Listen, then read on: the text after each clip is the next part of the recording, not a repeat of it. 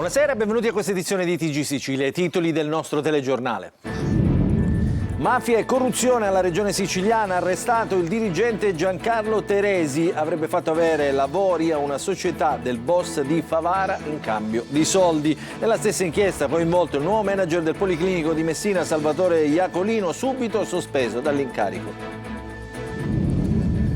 Caro gasolio, gli aumenti mettono a rischio il comparto agricolo. A Palermo la Coldiretti parla di vergognosa speculazione in atto. Il ministro Lollobrigida assicura che il governo è al lavoro per trovare soluzioni. La frana di Niscemi è in continuo movimento e il terreno continua a sgretolarsi. La nuova relazione degli esperti parla di un versante ancora instabile e di rischio elevato. Referendum sulla giustizia, il ministro Nordio difende il suo capo di gabinetto Giusy Bartolozzi, che aveva definito la magistratura un plotone di esecuzione durante una sua intervista durante la nostra trasmissione Il Punto. Le opposizioni adesso ne chiedono le dimissioni. Catania bella e sporca, pioggia di recensioni negative dei turisti che alloggiano nelle strutture ricettive del centro storico. Numerose le segnalazioni dei gestori. Calcio in Serie C, Catania in crisi. Per i rossazzurri solo 2 vittorie nelle ultime 8 partite. In Serie B il Palermo prepara la sfida contro il Monza, secondo in classifica. Inzaghi chiede concentrazione.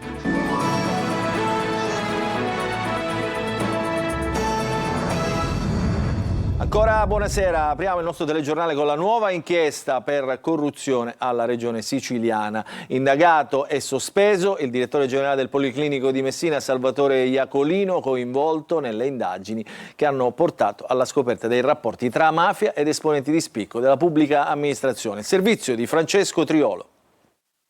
È stato approvato dalla Giunta regionale il provvedimento di sospensione immediato per il neodirettore generale del Policlinico Universitario di Messina, Salvatore Iacolino, coinvolto nell'inchiesta coordinata dalla Procura di Palermo e che ha portato alla scopertura di rapporti di intrecci tra la mafia e gli esponenti apicali della pubblica amministrazione. Protagonista dell'inchiesta il dirigente regionale Giancarlo Teresi e un imprenditore di Favara, mafioso e massone, Carmelo Vetro. Entrambi sono finiti in manette con l'accusa di corruzione aggravata. Arrestato già per corruzione 6 anni fa e ancora sotto processo, Teresi continuava a rivestire ruoli di vertice all'interno della regione, oltre l'età pensionabile. Teresi e Vetro avrebbero stretto un patto corruttivo per ottenere alcuni lavori pubblici in cambio di tangenti. Durante le indagini sia Teresi che Vetro si erano accorti di essere pedinati e dalle carte dell'inchiesta emerge come Teresi, dopo aver intascato una tangente il 20 agosto scorso, ha fotografato il poliziotto con gli occhiali Ray-Ban Meta. Vetro invece si è incaricato di fare indagini private partendo dal numero di targa dell'auto dell'agente. Salvatore Iacolino, da 4 giorni direttore generale del Policlinico di Messina, è indagato invece per concorso esterno in associazione mafiosa e corruzione aggravata. La procura ha disposto una serie di perquisizioni nelle abitazioni e negli uffici del manager.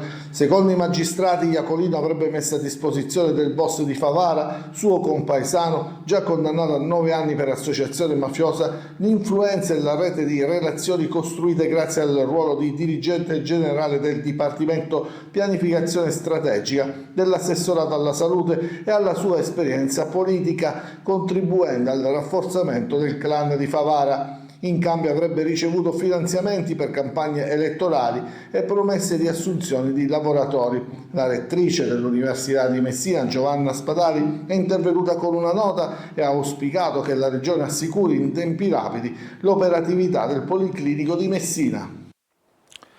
Il caro gasolio e il blocco delle rotte commerciali del petrolio stanno mettendo a dura prova il settore agricolo. Coldiretti da Palermo torna ad alzare la voce, dicono stanno speculando in maniera vergognosa. E proprio da Palermo il presidente nazionale di Coldiretti lancia un allarme. Il servizio di Marco Gullà. dall'aumento dei costi di produzione con il prezzo del gasolio agricolo alle stelle al blocco dei traffici commerciali legato alla guerra in Iran. Gli agricoltori della Coldiretti alzano la voce e lo fanno a Palermo in un incontro con i vertici nazionali e il ministro dell'agricoltura Francesco Lollobrigida. Se prima il problema era riuscire a coprire i costi di produzione, con questo rincaro così alto sicuramente abbiamo un grande problema, perché già siamo fuori dai costi di produzione. Penso che sia vergognoso quello che sta avvenendo in termini speculativi. Sappiamo che nei prossimi mesi ci potrebbero essere degli aumenti, ma è altrettanto chiaro che quello che è avvenuto negli ultimi giorni è solo ed esclusivamente speculazione. Un incontro a porte chiuse, quello del Teatro Politeama, con il ministro dell'agricoltura. Imprenditori e produttori chiedono al governo di intervenire e salvaguardare le imprese del Made in Italy. In queste ore ovviamente stiamo affrontando una questione di carattere internazionale molto rilevante,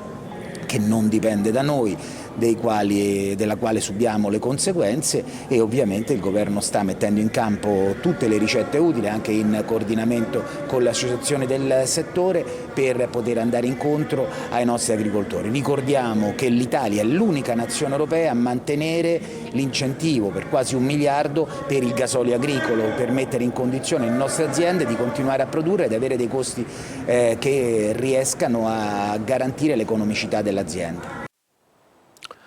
E adesso a Niscemi, dove la frana che ha colpito il centro abitato continua a fare paura. La nuova relazione degli esperti parla di un versante ancora instabile e di un rischio elevato. Intanto uno smottamento interessa anche l'area vicina al MUOS e il comune chiede chiarimenti alla base americana. Il servizio di Gerry Italia. A Niscemi la ferita aperta dalla frana del 25 gennaio è tutt'altro che chiusa. Secondo la seconda relazione tecnica dei docenti dell'Università di Firenze, guidati dal geologo Nicola Casaglia e incaricati dal Dipartimento Nazionale della Protezione Civile, non esiste una soluzione strutturale definitiva per mettere in sicurezza l'intero versante. Le analisi parlano chiaro: le dimensioni del sistema franoso, la profondità delle superfici di scivolamento e le caratteristiche geologiche dei terreni rendono impossibile una stabilizzazione completa attraverso grandi opere di consolidamento. Nonostante la ridefinizione delle zone di rispetto nel centro abitato, spiegano gli esperti, l'intero corpo di frana resta in uno stato di stabilità evolutiva con un rischio residuo elevato. La strategia indicata nella relazione è quella di una gestione integrata del rischio, monitoraggio strumentale continuo, misure di protezione civile, interventi di mitigazione e, dove necessario, anche delocalizzazioni per ridurre progressivamente l'esposizione della popolazione e delle infrastrutture. È un evento franoso di una portata eccezionale, come è stato più volte detto, e chiaramente va ulteriormente approfondito ogni elemento per capire l'evoluzione e gli interventi di salvaguardia che devono essere necessariamente fatti. E mentre il territorio continua a fare i conti con un sistema franoso ancora attivo, un nuovo fronte di erosione riaccende l'allarme anche nell'area che costeggia il MUOS, il sistema di comunicazioni satellitari della Marina Militare statunitense. Il sindaco di Niscemi, Massimiliano Conti, ha effettuato un sopralluogo sul versante interessato dallo smottamento e il comune ha inviato una richiesta formale di chiarimenti al comando della base americana di Sigonella. Un quadro ancora in evoluzione dunque, mentre a Niscemi l'attenzione resta altissima su una frana che, secondo gli esperti, non può essere ancora considerata conclusa. Oggi pomeriggio è stato deliberato alla Regione lo stato di crisi e di emergenza per i comuni catanesi di Ragalna, Santa Maria di Licodia e Adrano, colpiti dal violento terremoto dello scorso 4 marzo e per la riattivazione della frana che ha interessato il comune di Motta Sant'Anastasia, sempre in provincia di Catania. Il governo regionale ha approvato i provvedimenti appunto nel corso della seduta odierna. Secondo le prime stime i danni ammonterebbero a 520.000 euro e le somme sono necessarie per riattivare i primi interventi di messa in sicurezza, consolidamento degli edifici e per assicurare un alloggio temporaneo alle 6 famiglie costrette ad abbandonare le proprie abitazioni in quanto dichiarate inagibili. Adesso cambiamo decisamente argomento e ci occupiamo di politica, del referendum sulla giustizia che si avvicina, si continuano ad alzare i toni, fanno ulteriormente arrabbiare il fronte del no, le parole pronunciate dal capo di gabinetto Giusy Bartolozzi, capo di gabinetto del ministro Nordio durante la trasmissione Il Punto. Il ministro Nordio corregge il tiro di queste affermazioni che sentiamo nel servizio di Manlio Viola. E bufera su Giusy Bartolozzi, la siciliana capo di gabinetto del ministro della giustizia Carlo Nordio. Una bufera che nasce dalle parole pronunciate durante la trasmissione Il Punto, che hanno fatto saltare sulla sedia praticamente tutti. E adesso a intervenire lo stesso ministro Carlo Nordio, che invita Bartolozzi alle scuse, anche se sottolinea che le parole sono state decontestualizzate. Mi dispiace per le parole usate dal mio capo di gabinetto, dice il ministro, anche se pronunciate nel contesto di un confronto televisivo lungo e acceso. Quell'affermazione è apparsa un attacco all'intera magistratura. Ma cosa aveva detto Bartolozzi? Eccole le parole del magistrato che oggi è capo di gabinetto del ministro. Io faccio appello a tutti i cittadini che hanno sofferto sulla propria pelle. Votate sì e ci togliamo di mezzo la magistratura che sono plotoni di esecuzione.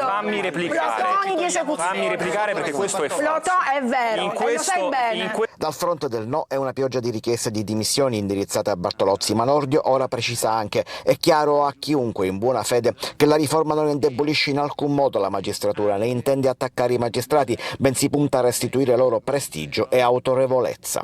Il dibattito era partito da alcune considerazioni espresse in un videomessaggio della Premier Giorgia Meloni. Per la Presidente del Consiglio, infatti, si è creato un clima di forte confusione, polemiche, semplificazioni, slogan e talvolta informazioni parziali o peggio completamente distorte. La relazione di minoranza di Pio La Torre in Commissione Antimafia, che diede il via alla stagione della lotta, compie 50 anni e diventa un volume che narra un pezzo di storia d'Italia e servizio. 50 anni. Tanto è passato dalla relazione di Pio La Torre, che poi divenne relazione di minoranza in Commissione Nazionale Antimafia.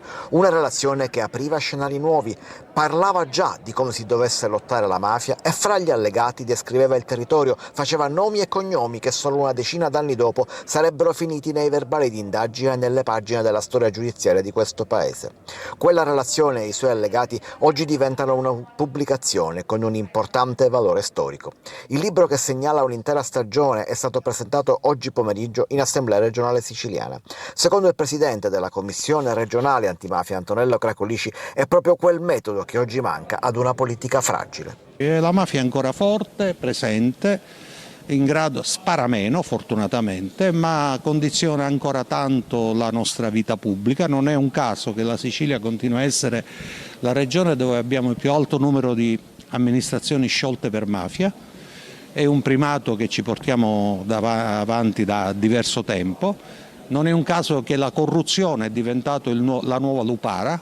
Per il presidente emerito della Camera dei Deputati, Luciano Violante, non bisogna attendere che reati vengano compiuti, la politica deve esserci prima. E la politica deve stare attenta, insomma, attenta alle filtrazioni, stare attenta ad essere efficace. Se la politica è non è efficace, non c'è dubbio che la mafia guadagna dei punti. La sfida di oggi dunque è quella di una politica che alzi il muro della vigilanza, ma per farlo servono partiti politicamente forti, che forse non esistono più. La mafia è un'organizzazione anticristiana, netta la posizione della Conferenza Episcopale di Sicilia nella diocesi di Acireale, tutti i vescovi dell'isola riuniti per programmare le prossime sfide sociali e culturali, fra i temi anche quelli della pace. Servizio di Adelaide Barbagallo. I vescovi di Sicilia riuniti per la sessione di primavera della Conferenza Episcopale Siciliana per alcuni giorni di confronto, riflessione e programmazione pastorale sulle sfide che le chiese dell'isola sono chiamate ad affrontare, fra tutti il tema della pace. Se già nelle nostre comunità, nei nostri territori viviamo con aggressività il rapporto con gli altri, con le istituzioni, tra parti, allora questo già sono premesse per una guerra. E quando poi succedono le guerre veramente tali tra i popoli, allora comprendiamo il fallimento dei nostri sforzi. Il Papa ci ha invitato già a giugno a che le nostre comunità siano luoghi di riconciliazione e di pace. Forte e chiaro viene ribadito l'impegno contro la mafia. L'organizzazione mafiosa è una cosa anticristiana e antiumana. Ora, per quanto noi dobbiamo tentare comunque di evangelizzare, cioè di annunciare il Vangelo della salvezza anche alle persone della mafia, perché mica sono il diavolo, sono figli di Dio come tutti noi, il Vangelo è venuto per loro, Gesù ha detto io sono venuto per gli ammalati, non per i sani, e quindi anche se noi dobbiamo guardare e cercare di annunciare anche alle persone della mafia il Vangelo, dicendo però non va devi convertirti, devi cambiare. La via che hai scelto nella tua vita è una via sbagliata. E sui giovani? Dobbiamo avere il coraggio di essere più netti nell'annuncio e direi anche nel vivere e presentare le esigenze del Vangelo. Adesso parliamo della crisi dell'ISAP Packaging di Aci Sant'Antonio. 45 lavoratori rischiano il licenziamento e occupano la fabbrica. I sindacati respingono l'offerta economica dell'azienda, definita umiliante, e chiedono garanzie per le famiglie coinvolte. Il servizio di Roberta Lughi. Protesta e tensione nello stabilimento ISAP Packaging di Aci Sant'Antonio nel Catanese, che produce stoviglie packaging rigido per l'industria. I lavoratori hanno occupato la fabbrica dopo l'incontro con l'amministratore delegato dell'azienda con sede a Verona, che ha annunciato la chiusura del sito e il licenziamento collettivo di tutti i 45 dipendenti. Al centro dello scontro l'offerta economica proposta dall'azienda, un contributo di 5.000 euro per ogni lavoratore, una cifra che i sindacati hanno respinto definendola umiliante, disattese le loro richieste. Noi abbiamo proposto una cassa integrazione che ci permettesse di fare un tavolo tecnico con la Regione per ricercare imprenditori anche sul mercato, per il rilancio dell'azienda. L'azienda ha detto no a tutto, le aziende devono venire per investire, non per depredare. Alla base della scelta, secondo i vertici aziendali, ci sarebbero gli alti costi di gestione e la posizione geografica ritenuta troppo decentrata. Preoccupazione sul territorio è stata espressa dal sindaco di Aci Sant'Antonio Quintino Rocca, che parla di un colpo durissimo per l'economia locale e per le famiglie coinvolte. Il primo cittadino ha annunciato di avere scritto al presidente della regione siciliana Schifani per chiedere un intervento delle istituzioni. Bella e sporca, la doppia faccia di Catania tra bellezza e spazzatura. Pioggia di recensioni negativi dei turisti. Al TG Sicilia il titolare di uno dei tanti B&B del centro storico dice: sono indignato e frustrato. Il servizio di Tonino De Mano. Basta semplicemente andare nel sito del comune di Catania, Pay Tourist, per leggere le recensioni, come ad esempio Santo dice che la città è veramente carina, però è molto sporca e poco curata, è un vero peccato. Bella e sporca. Quante volte è stato detto e quante volte viene scritto. La recensione appena letta da Daniele Salmeri, titolare di 2 B&B in pieno centro a Catania, fa male, molto male per chi vive di turismo. Il problema è che non si tratta di un messaggio isolato, ma di una caterva di commenti negativi pubblicati direttamente nel portale Pay Tourist del comune di Catania. E basta fare un giro nel centro storico per avere conferma, con le immagini che parlano da sole. Qui siamo sotto gli archi della Marina e il primo impatto per chi arriva dal mare non è gratificante. E va peggio alla Civita, dove strade e marciapiedi sono invasi di spazzatura e mobili abbandonati. Lei ha mandato un messaggio di WhatsApp dove dice: prima o poi mi esplode il fegato e scappo via lontano da questa nazione. Perché? Sono stanco di combattere contro i mulini a vento. Ho cominciato a mandare segnalazioni continue sia al comune di Catania, alla polizia municipale che anche alla Gema. Nessuna risposta da parte di nessuno e mi sento abbandonato. Daniele si sente solo e abbandonato anche lui. Non sappiamo più cosa fare. Mentre colleziona recensioni negative, Catania colleziona buste piene di spazzatura, come in via Giovanni di Prima, angolo via Ventimiglia. Non solo rifiuti. Di fronte si possono anche notare un bel frigorifero, un paraurti ed un pneumatico. Benvenuti a Catania, città bella e sporca. Adesso da Agrigento entra nel clima della festa del mandorlo in fiore, la città tra musiche, danze dei gruppi folcloristici che animano le piazze e le strade. Al Teatro Pirandello poi lo spettacolo delle scuole con i bambini del mondo, il servizio di Davide Sarto. Agrigento entra nel cuore della festa, la città si accende di colori, suoni e tradizioni. È il popolo del folklore internazionale a invadere piazze e strade, trasformando il centro storico in un grande palcoscenico a cielo aperto. Dal palco di Piazza Cavour alla Via della Vittoria, musiche e danze raccontano popoli ed entità lontane, ma unite dallo stesso linguaggio universale, quello della cultura e della tradizione. E questa mattina l'entusiasmo si è spostato al Teatro Pirandello, dove si sono tenuti 2 spettacoli dedicati alle scuole. Protagonisti i gruppi del Festival Internazionale Bambini del Mondo, accolti da centinaia di studenti.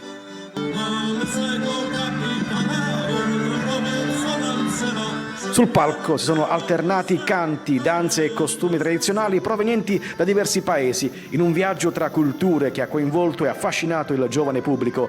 Un momento di festa e di incontro che mette al centro i più piccoli, ambasciatori di amicizia e dialogo tra i popoli, nel segno del folklore e della condivisione. E adesso ci fermiamo per una piccola pausa e rientreremo subito dopo con un'ampia pagina di calcio.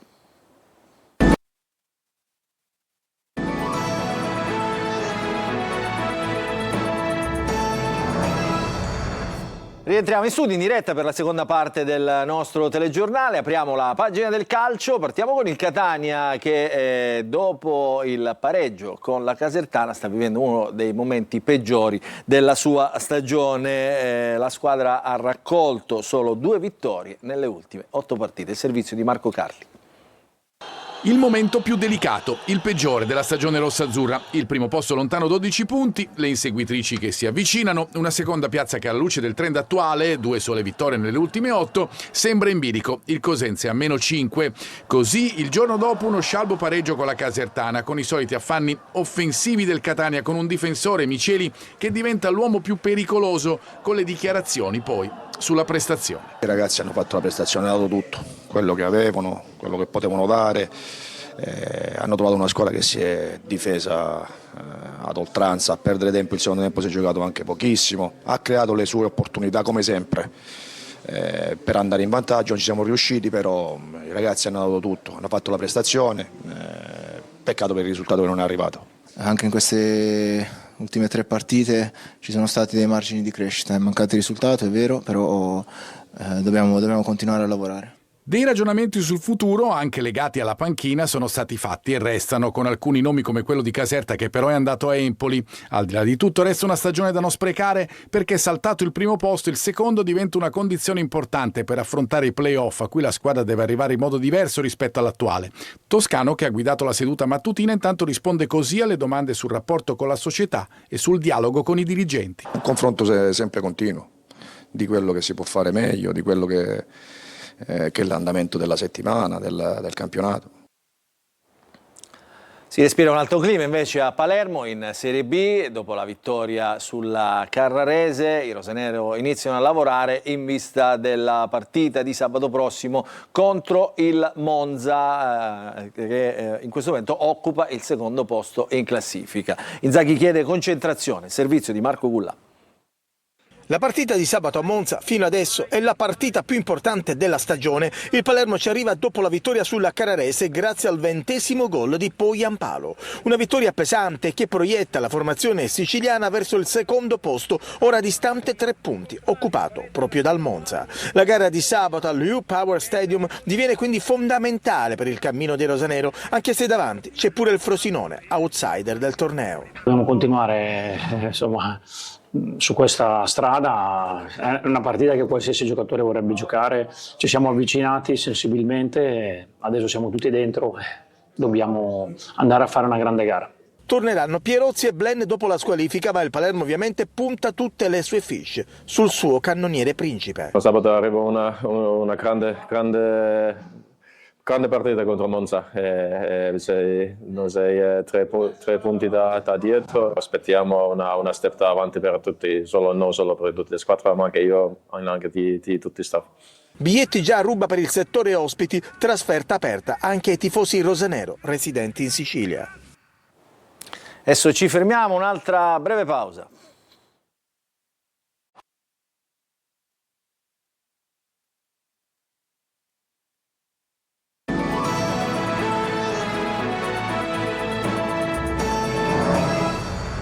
Rientriamo in diretta, non ci sono aggiornamenti dell'ultima ora, dunque il nostro telegiornale finisce qui, vi ringraziamo per averci seguito e vi auguriamo un buon proseguimento di serata a tutti.